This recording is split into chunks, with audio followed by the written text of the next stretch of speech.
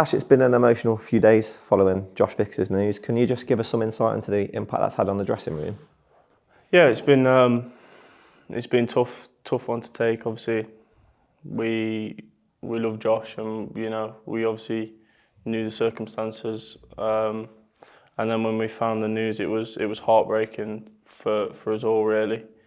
And I think straight away we just wanted to be there for Josh and want to show our support and know that he's not alone going through this. And the gaffer's been really good, obviously, telling us and explaining to us obviously the situation and explaining what we can do to try and help him and be there for him.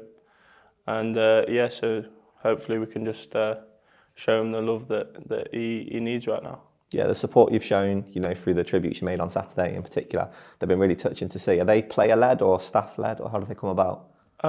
Bit of both, really. Obviously, the staff have known him for a little bit longer than maybe we have, because obviously they was at Rotherham together. But anyone who knows Josh knows what a nice lad he is, and he, like I say, we're heartbroken for him, but we just want to show that love and support for him, and you can, even the fans. I mean, some of the things you see on the social media and the fans getting behind him, and obviously on Saturday with all joining in on a photo,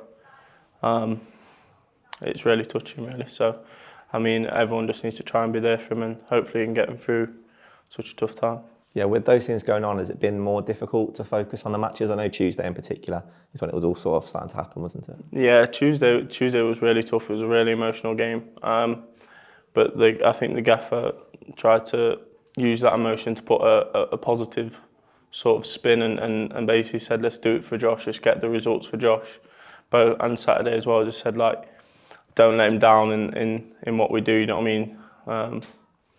And I think that was clear and evident in the way that we defended and the way we tracked back and we worked hard, and that was obviously to show tribute to Josh and family.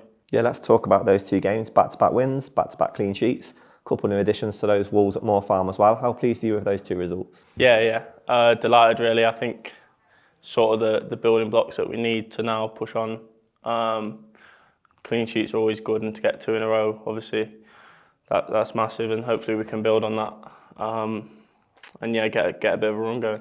Yeah, do you feel like, I know you said the words building blocks there, do you feel like that is sort of the kickstart you need, putting those two results together? 100%. I mean, we know obviously there's things we can get better in there, but good teams sometimes might not play the best but still get results and still keep clean sheets, and now we can look at like what can we do to get better, and then we can build on that, and hopefully we can start performing really well, and yeah, keep building on it, and like I say, and then when you get a run together, then anything's possible. Yeah, you've played every minute of both of those games as well. Saturday in particular, it looked like one of those games where you were getting your head on everything. How pleased are you with your recent performances?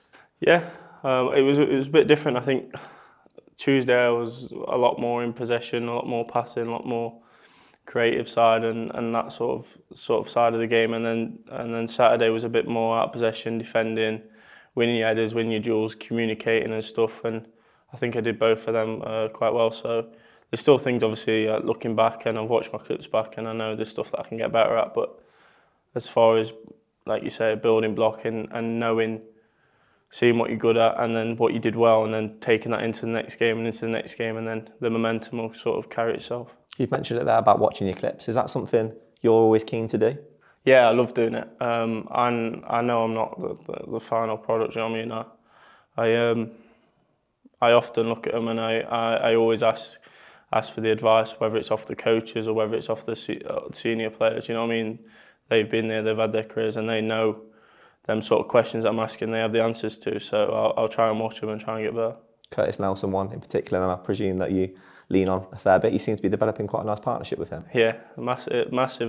He's very good at communicating, he's very good, and I'll often ask for advice and stuff, and I think it goes both ways. Obviously I'll tell him what I want from him in a game, you know what I mean, where I want him and stuff, and he'll do the same to me, and I think that's the important thing of building that good bond and that good partnership together, so yeah. We'll look ahead to the weekend. Pro Park form hasn't been exactly what you'd have hoped for so far this season. How important is it to try and put that right this weekend? Yeah, it's really important. We know, obviously, we've had a tough start at home, but the fans are getting behind us, and them 2 wins I think have been massive. So hopefully we can make it a third. A busy spell we'll be going into as well with Saturday, Tuesday, so the next couple of weeks afterwards. It's really important to try and kick that period off with a win, isn't it?